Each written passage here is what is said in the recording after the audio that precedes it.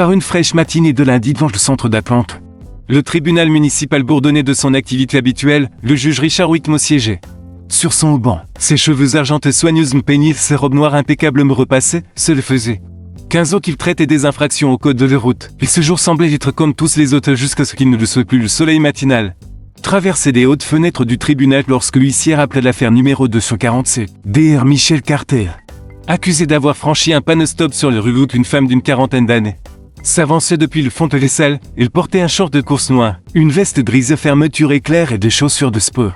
Une tenue claire inhabituelle pour une salle d'audience, ses cheveux étaient tirés d'une queue de cheval soigneux. Une légère sueur brillait encore sur ce peau fonce qu'elle venait directement de Swooling.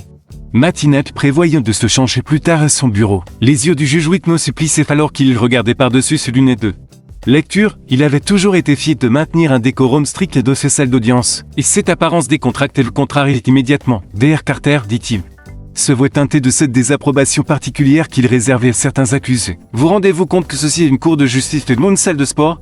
Michel Carter se tint droit tout conservant son calme. Votre honneur, je m'excuse pour mon apparente, mais je devais être dans les quartiers 9 heures. Et c'était mon seul créneau disponible. Les sourcils du juge s'haussèrent légèrement. Mention de quartier, mais il balayait cette remarque, supposant qu'il s'agissait probablement d'un cabinet médical après tout.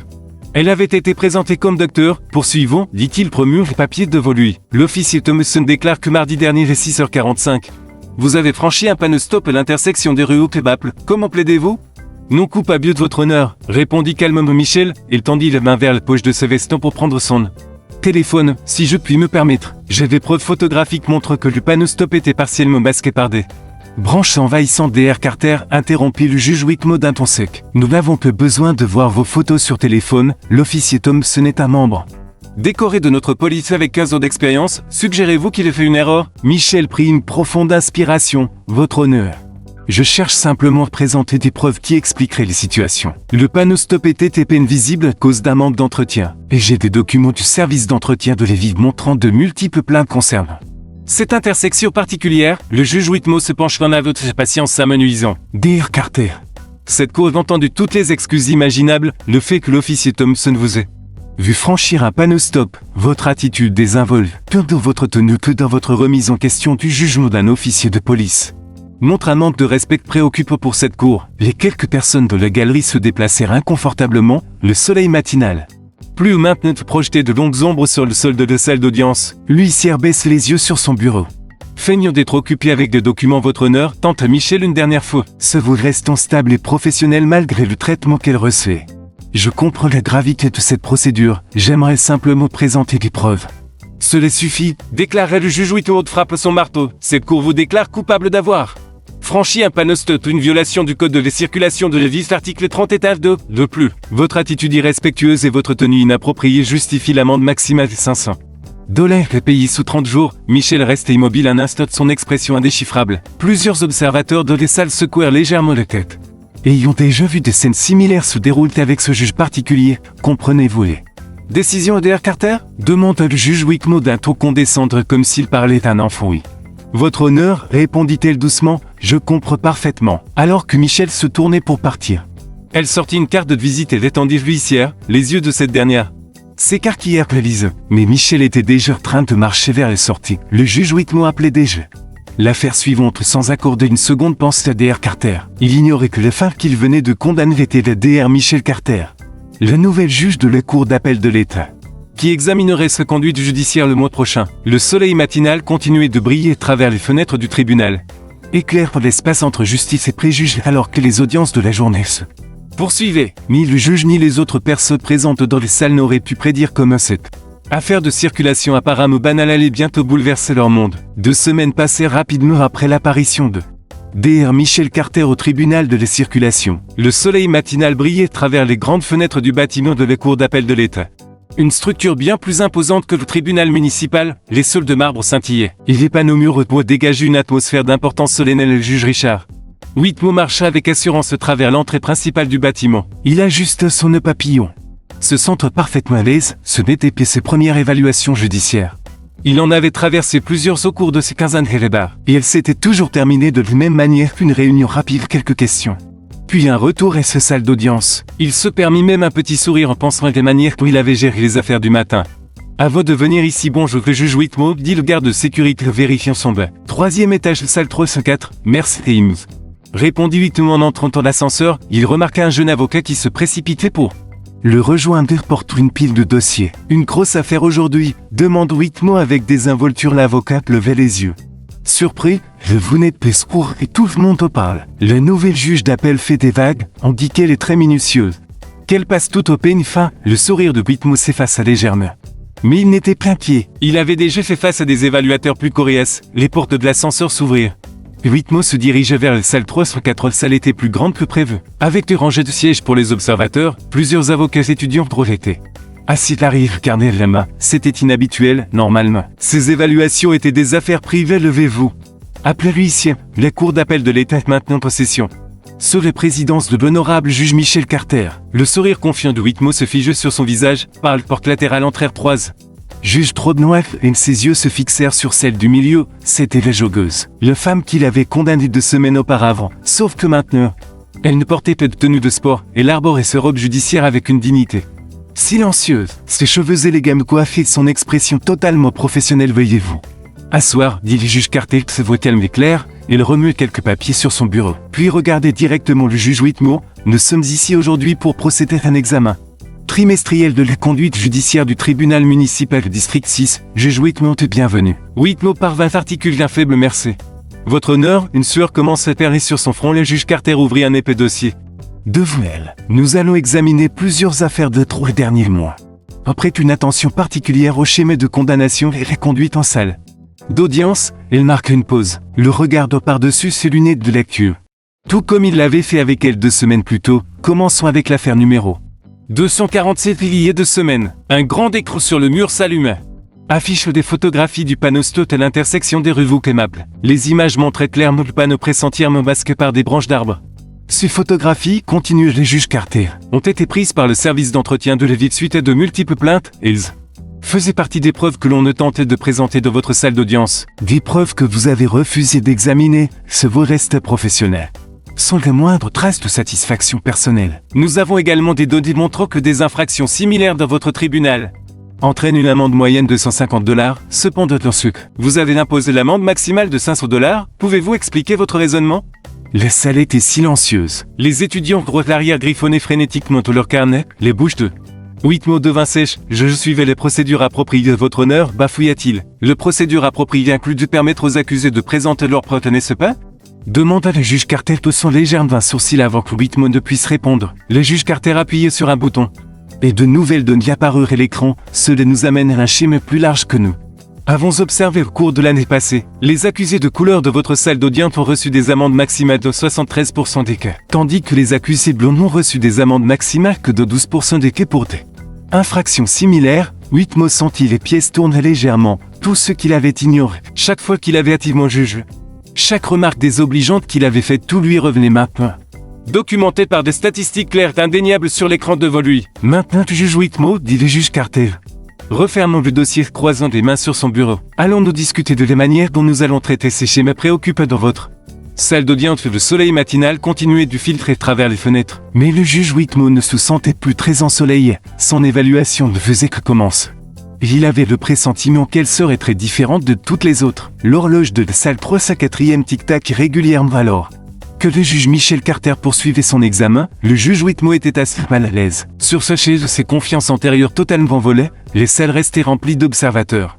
Tous témoins de ce drame inattendu qui se déroulait. Examinons une autre affaire du mois dernier, dit le juge Carter en appuyant sur un bouton de son bureau. Un nouvel ensemble de documents apparut sur le grand écran, l'affaire de Madame Thompson, une grand-mère de 65 ans qui paye plus tard une amende de stationnement parce qu'elle était l'hôpital. Le juge Whitmore remuait sur son siège, se souvenant de l'affaire. Cette femme afro-tirée américaine âgée avait essayé d'expliquer sa situation, mais il ne lui avait pas donné beaucoup de temps pour parler selon le compte-rendu. Continue le juge Carter. Lisons le document. Madame Thompson rapportait ses papiers de sortie d'hôpital et essayait d'expliquer qu'elle était hospitalisée pour une pneumonie pendant les périodes de paiement. Non seulement vous avez rejeté son explication, mais vous avez doublé son amende et menacé de l'emprisonner si elle ne payait pas sous 48 heures. L'un des autres juges d'appel, le juge Rodriguez, se penche en avant. Juge Whitmore, pourriez-vous expliquer pourquoi vous avez jugé que la menace d'une peine de prison était Approprié pour un retard de paiement d'une amende de stationnement? Whitmore s'éclaircit les gorges et je voulais maintenir l'ordre dans mes salles d'audience. Votre honneur, nous avons besoin de règles strictes pour des règles strictes, interrompit les juges Carter. Ce vaut restant professionnel mais ferme, comparons cela d'une affaire de la même semaine. Elle changeait l'affichage pour montrer un autre dossier. Bradley Stevens, un homme d'affaires bleu, était en retard de 3 mois pour payer 4 amendes de stationnement, selon le compte rendu. Vous avez accepté son excuse d'être trop occupé par son travail et lui avez accordé 30 jours supplémentaires pour payer son pénalité de retard. Les étudiants droit à l'arrière de les salles murmurèrent entre eux. Le juge Whitmore tire sur son côte sentant les chaleurs de l'embarras montent dans son cou. Votre honneur, chaque affaire est unique, tenta-t-il d'expliquer, mais sa voix semblait faible. Même à ses propres oreilles, le juge Carter hoche la tête. En effet, chaque affaire est unique. C'est pourquoi la procédure appropriée exige de donner à chaque accusé une chance équitable de présenter ces situations. Elle marque une pause pour prendre un autre dossier. Au cours des 6 derniers mois, vous avez interrompu les accusés issus de minorités en moyenne 12 fois par audience, tandis que les accusés blondes ont été interrompus qu'en moyenne 2 fois. Le troisième juge du panel, le juge Wilson, prit la parole. Juge Whitmore, étiez-vous conscient de ce schéma de votre comportement en salle d'audience? Avant que Whitmore ne puisse répondre, le juge Carter affiche un nouvel ensemble de statistiques. Nous avons également remarqué que vous utilisez des expressions comme vous autres et votre genre dans environ 15% des affaires impliquant des accusés issus de minorités. Souhaitez-vous expliquer ce choix de langage? Les salles devinrent si silencieuses que le tic-tac de l'horloge semblait résonner, le visage du juge Whitmore avait blêmé, et de petites gouttes de sueur perlaient sur son front, pour les premières fois de sa carrière. Il voyait son comportement exposé au grand jour, le chiffre froid et implacable. Je n'ai jamais vu l'intention, commença-t-il. Mais les mots lui manquèrent. Intention n'est pas notre principale préoccupation ici. Dit fermement les juges Carter, ce qui compte, c'est l'impact. Votre tribunal veut montrer un schéma clair de comportements discriminatoires qui ont affecté des centaines de vies. Elle se levait de ce robe flottant gracieusement avec le mouvement. Juge Whitmore, ce panel d'examiner plus de 200 affaires de votre tribunal. Nous avons constaté des schémas constant de bifs, de commentaires inappropriés et d'application inégale de la loi, marchant jusqu'au bord de son banc. Le juge Carter regardait directement Whitmore. Il y a 2 semaines, vous avez refusé de regarder des preuves qui auraient pris moins d'1 minute à examiner. Vous avez fait des suppositions sur mon caractère en fonction de mon apparence de vérace. Ce n'était pas un incident isolé, c'était un schéma que cette cour ne peut ignorer. Les autres juges hochèrent étaient en signe d'accord. Le juge Carter retournait à son siège et prit son marteau. Nous allons prendre une pause de 30 minutes. À notre retour, nous discuterons des mesures spécifiques que vous devrez prendre pour remédier à ces problèmes-ci. Vous souhaitez continuer à siège, alors que l'huissier rappelait levez-vous, et que les juges sortent et le juge Whitmore restait assis. Fixant les statistiques toujours affichées à l'écran, chaque chiffre, chaque pourcentage, chaque graphique racontait l'histoire de ses préjugés, une histoire à laquelle il avait été aveugle. Jusqu'à ce moment, les observateurs commencèrent à sortir pour le poste. Leur conversation chuchote l'emplissant l'air. Le juge Whitmore se levait enfin.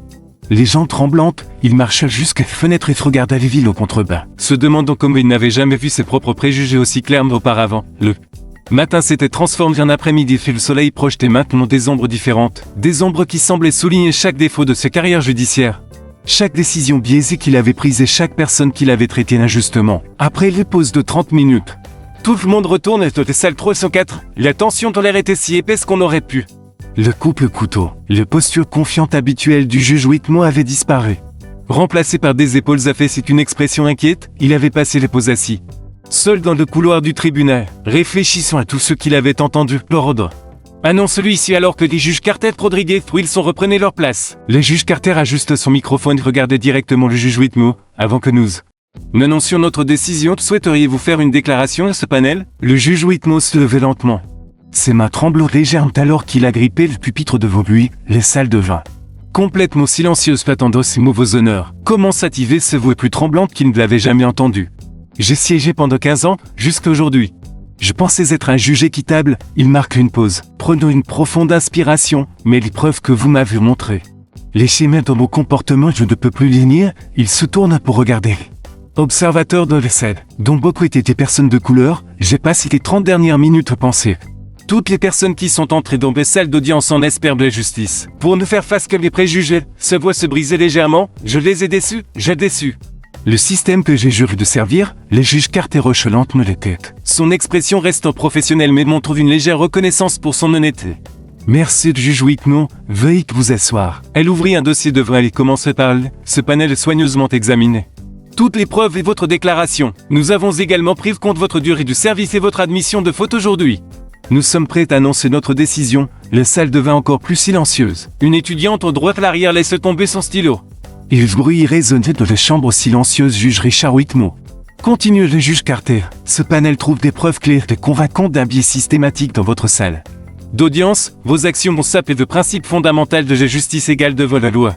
Cependant, nous croyons aussi à la possibilité de changement et de croissance. Il soulève un document de son bureau. Par conséquent, nous ordonnons ce qui suit. Premièrement, vous serez suspendu de vos fonctions judiciaires pendant 60 jours sans salaire. Pendant ce temps, vous suivrez un cours intensif sur les biais ratios dans le système judiciaire. Deuxièmement, vous assisterez à des séances hebdomadaires avec le DR et Thompson, un expert de formation sur les deals implicites pendant les 6 prochains mois. Troisièmement, toutes vos affaires pendant l'année prochaine seront examinées de manière aléatoire par ce panel, pour garantir le respect de pratiques équitables. Quatrièmement, vous travaillerez avec des leaders communautaires pour organiser des réunions publiques mensuelles. Vous écouterez les expériences des citoyens avec le système judiciaire. Enfin, vous émettrez des excuses écrites à Madame Thompson et Dr Carter et aux autres accusés que nous avons identifiés comme ayant été traités injustement de votre salle d'audience. Le juge Rodriguez ajoute: ces mesures ne sont pas destinées à punir, mais offrir des opportunités de croissance et d'apprentissage. Le juge Wilson prit les paroles. Ensuite, votre avenir et les barres dépendraient de sérieux avec lequel vous prendrez ces exigences et des changements que nous observerons de votre comportement salle d'audience. Le juge Carter leva son marteau. Comprenez-vous et acceptez-vous ces conditions, le juge Whitmore? Whitmore se leva à nouveau, semble plus humble que jamais. Votre honneur, je comprends que les accepte pleinement. Alors ce panel est une dernière exigence, dit le juge Carter. Sa voix s'adoucissait légèrement. Lorsque vous retournerez les bas, nous attendons de vous que vous partagiez ce que vous avez appris avec d'autres juges. Votre expérience peut contribuer à créer un changement positif pour notre système judiciaire. Whitmore hocha la tête, des larmes se formant dans ses yeux. Je le ferai. Votre honneur, vous avez les paroles. Le juge Carter abattit son marteau. Cette évaluation est conclue. Nous nous réunirons à nouveau dans 60 jours pour évaluer vos progrès. Alors que les gens commençaient à quitter la salle d'audience, le juge Carter appela le juge Whitmore un instant. S'il vous plaît, il se retourna, se demandant ce qu'elle pourrait encore lui dire, et se surprise. Elle descendit de son pas et marcha vers Luc. Richard, dit-elle doucement, utilisant son prénom aujourd'hui était difficile, mais nécessaire. Rappelez-vous que la vraie justice ne vaut ni couleur, ni statut, ni différence. Elle ne voit que des êtres humains méritent dignité et respect. Whitmore hocha la tête, incapable de parler à travers ses émotions. En quittant la salle d'audience, il savait que, bien que ce fût l'un des jours les plus durs de sa carrière, c'était peut-être aussi l'un des plus importants. Le soleil de l'après-midi filtrait à travers les fenêtres du tribunal. Et pour les premières fois ce jour-là, ce chaleur ressemblait de l'espoir plutôt qu'un jugement. Le premier jour de la formation sur les biais ratios du juge Whitmore arrivait un mardi matin pluvieux. Il était assis dans une petite salle de classe du centre d'éducation judiciaire, se sentant étrangement nerveux comme un étudiant du premier jour d'école. Autour de lui étaient assis 5 autres juges qui avaient été ordonnés de suivre une formation similaire, mais aucun pour aussi longtemps que son programme de 60 jours DR et Thompson. Un homme grand aux yeux bien vêtus, aux cheveux grisonnants, se tenait à l'avant de la salle. Bonjour, dit-il, regardant directement chaque personne. Nous sommes ici parce que quelque chose dans vos salles d'audience ne fonctionnait pas.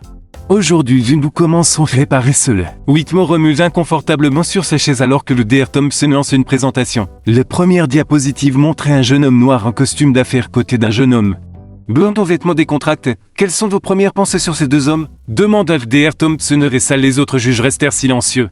Mais Whitmore se surprit et parle. Il y a un mois, j'aurais fait davantage confiance à l'homme blanc sans même y réfléchir, dit-il.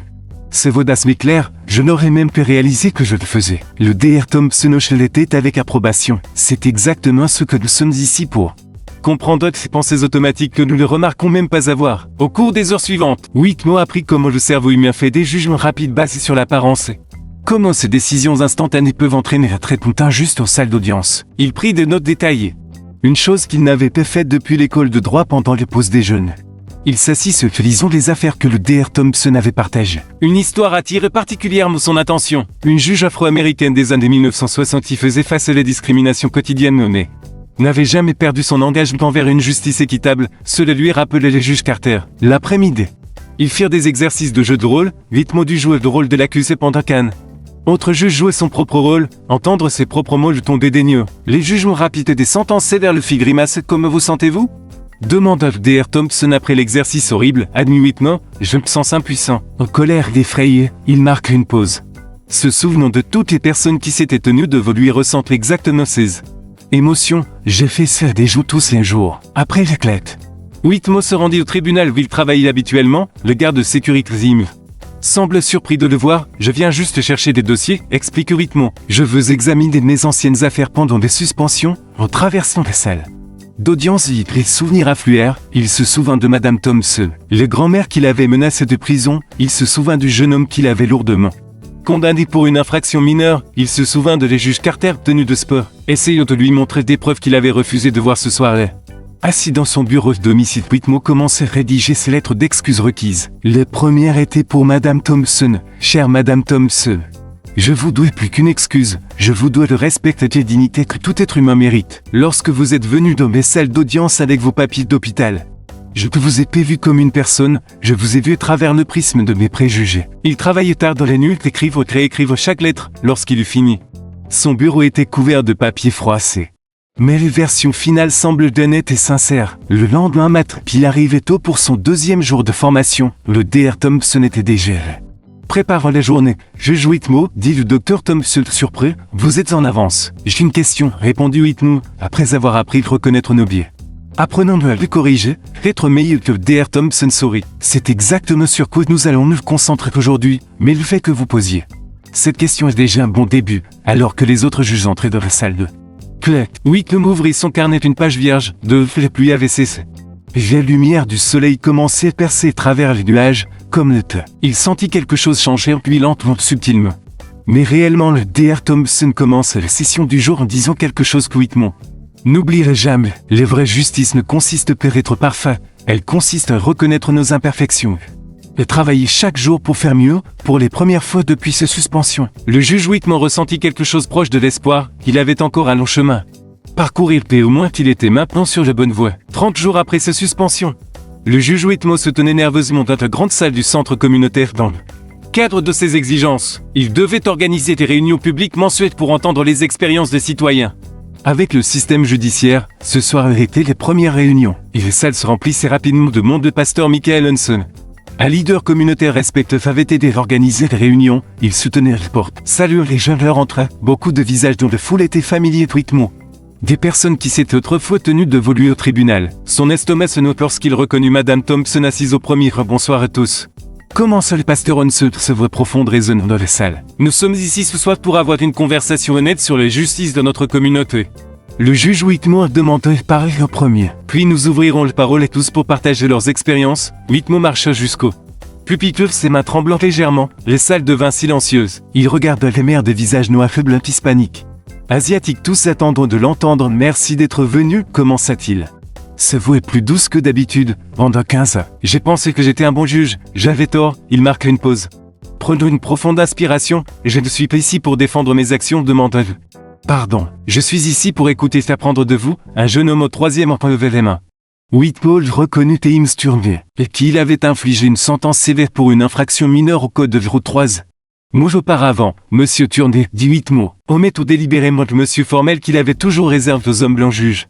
Whitmore, dit Turner se levant, la dernière fois que j'étais dans votre salle d'audience, vous n'avez même pas regardé les preuves, vous avez juste supposé que je mentais. Savez-vous ce que cette amende fait de famille? Les salles étaient complètement silencieuses alors que Turner expliquait comment l'amende excessive l'avait forcé à choisir entre payer les frais scolaires de sa fille et payer le tribunal. Sa voix trembla lorsqu'il décrivit les déceptions de sa fille quand il dut lui dire qu'elle ne pourrait pas partir un voyage scolaire. D'autres mains se levèrent, un par un. Les gens commencèrent à partager leurs histoires. Une mère hispanique raconta comme Whitmore l'avait menacé de prison pour être arrivé trop tard au tribunal. Tout en acceptant les mêmes excuses d'un accusé blanc. Quelques minutes plus tard, Madame Thompson se levait. Lentement, juge Whitmore, dit-elle de ses voix douces mais fermes. J'ai reçu votre lettre d'excuse. Je veux savoir ce qui vous a fait changer. Whitmore agrippait fermement le pupitre. Rencontrer les juges Carter me montrait ce que je refusais de voir. Mais entendre vos histoires ce soir, ses voix se brisaient légèrement. Je réalise que je n'ai pas juste pris de mauvaises décisions. J'ai blessé de vraies personnes, de vraies familles. Une jeune femme près du fond prit les paroles. Qu'est-ce qui serait différent quand vous retournerez les barres? Tout, répondit Whitmore sans hésitation. Je suis en train d'apprendre à te reconnaître au médier. Chaque affaire recevrait le toit l'attention qu'elle mérite, plus d'hypothèses, plus de jugements hâtifs. Il marque une pause. Mais j'ai besoin de votre aide. J'ai besoin que vous me disiez quand je ne tiens pas ces promesses. Le pasteur Hanson s'avançait. C'est pourquoi nous créons un comité de surveillance communautaire. Nous aurons des représentants qui assisteront régulièrement aux sessions du tribunal pour garantir l'équité pour tous. Alors que les réunions se poursuivaient, d'autres personnes partagèrent leurs histoires. Certaines étaient au collège, d'autres blessées Mais toutes étaient prêtes à dire leur vérité. Whitmore note chaque mot de chaque histoire. Prenant des notes sur les affaires qu'il devait réexaminer vers la fin de la réunion. Une visiteuse inattendue arrivait. Le juge Carter entrait discrètement à l'arrière de la salle. Whitmore levait. Mais garde son attention sur les membres de la communauté qui parlaient lorsque la réunion se conclut. Le pasteur Onson annonçait que ces rassemblements se poursuivraient tous les mois. Les jeux commencèrent à partir, certains s'arrêtant pour s'inscrire au comité de surveillance. Le juge Carter s'approcha de Whitmore alors qu'il rassemblait ses notes. C'était un beau premier. Bref, dit-elle doucement, c'était plus difficile que n'importe quel jour au tribunal. Admis Whitmore, ça devrait l'être. Répondit-elle, le vrai changement n'est pas facile, mais faire face à ses vérités. Entendre ces histoires, c'est ainsi que les justices s'améliorent. Alors qu'il sortait du centre communautaire, le ciel du soir était rempli d'étoiles, quelques membres de la communauté étaient encore dehors. Discutant petit groupe, Whitmore réalisait que ce soit pour les premières fois films les avait vus comme noirs et bleus. Hispaniques ou asiatiques, il les avait vus comme des personnes dont la vie avait été affectée par ces décisions ou des personnes dont il devait regagner les confiances une affaire de foi. Un an s'était écoulé depuis les suspensions et transformation du juge Whitmore par une matinée lumineuse. Il se tenait dans les plus grandes salles de conférence du centre judiciaire de l'État. Face à un public de plus de 200 juges de tout l'État, le juge Carter était assis au premier rang. Un sourire fié sur le visage mes collègues juges, commence Whitmore se voit stable et humble. Il y a un objet le problème de notre système judiciaire. Aujourd'hui, je suis ici pour partager comment nous pouvons faire partie de la solution. Il clique sur ce première diapositive. Montrons les anciennes statistiques de ce salle d'audience côté des nouvelles. Les différences étaient frappantes et les disparités raciales de les condamnations avaient presque disparu. Les scores de satisfaction de la communauté étaient passés des plus bas du district au plus élevé. Ce chiffre raconte une histoire, continua-t-il. Mais la vraie histoire concerne les personnes derrière, comme Marie Gonzalez.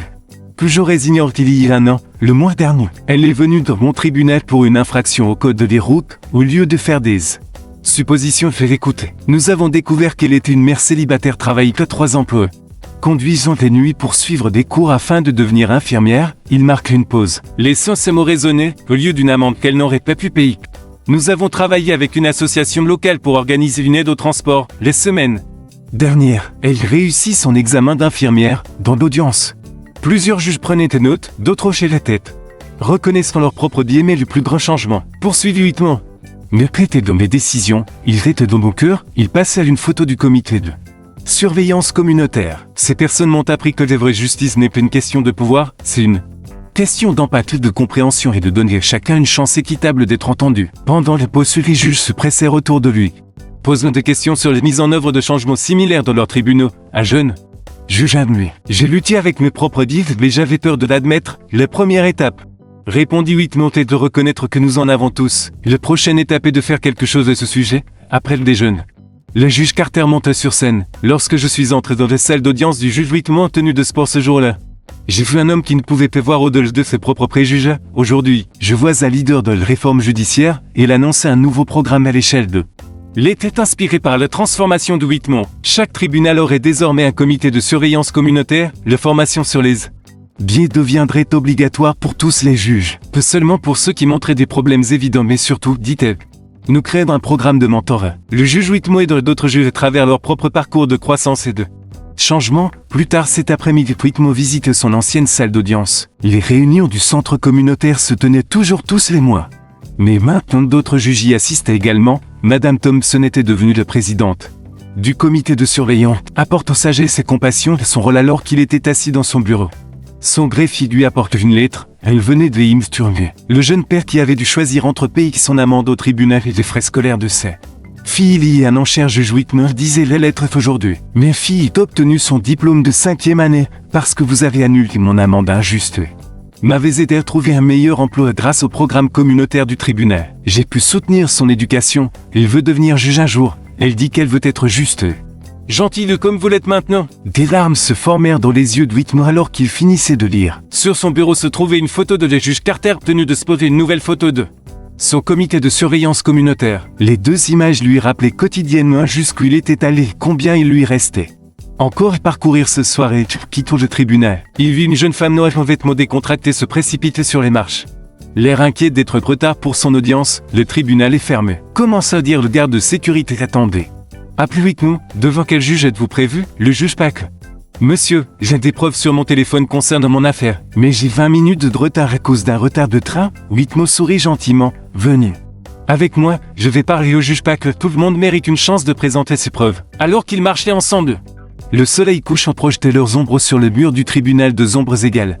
Désormais dépourvu de préjugés et de pouvoir, Whitmore pensait à la manière dont Audine Matinal avait changé non seulement sa vie, mais aussi celle de nombreux autres qui recevraient maintenant les justices équitables qu'ils méritaient. Le vrai changement avait-il après ne consistait pas seulement à suivre de nouvelles règles, il s'agissait d'ouvrir son cœur, d'admettre ses erreurs et de travailler chaque jour pour être meilleur que la veille.